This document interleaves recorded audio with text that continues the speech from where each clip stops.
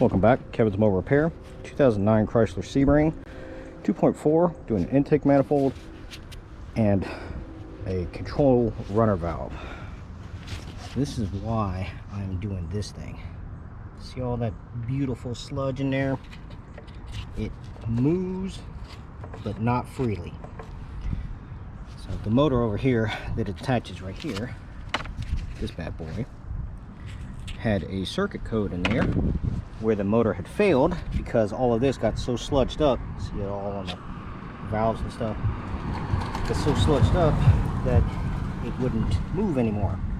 So I had to spray some PB Blaster down in there in order to get it to move, but that's what we got going on.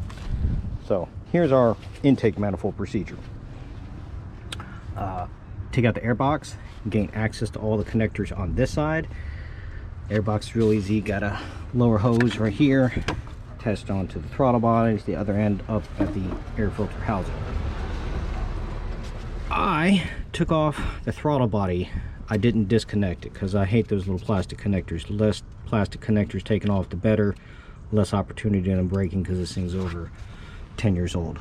So 10, 10, another 10 right there, another 10 over here, and you can't quite see it, but that right there, there's a 13 millimeter. There's a little bracket. See that little black bracket right there?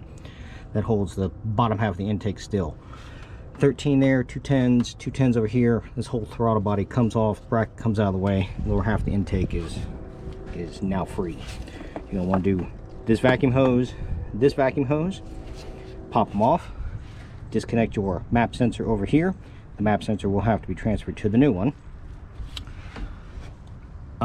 This VVT solenoid right here and the coolant temperature sensor down there, disconnect those and disconnect your back VVT solenoid as well, because you want this whole harness to move up and out of the way. Disconnect all four of your fuel injectors. This will have a little pop clip here and here. Just take those off, move them out of the way. I did not disconnect the fuel rail. The fuel rail does have to come out. I just popped up the fuel rail, moved it over the side so I didn't lose any of my fuel pressure. As far as the bolts, you can have 1, 2, 3 13s. A 13 nut back behind this intake tube. Barely see it. The other one is over here. See right there? Those are nuts, so those are studs, what this intake manifold sits on, so you can easily align everything back up. Take all those 13s off, everything up here disconnected, it pops out. Oh, you do want to disconnect your cam sensor up top here. I took off the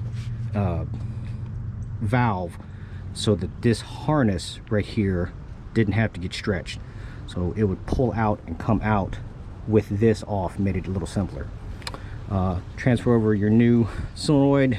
I put it on after everything is already put back together. Going back together, just reverse procedure. Nothing really spectacular to it. Do clean off your mating surface. If the new manifold doesn't come with a new gasket, obviously put a new gasket, but clean off the mating surface so everything is nice and tight there, and rehook everything back up. Clear your codes, let it roll. Any questions or comments, please feel free to let me know.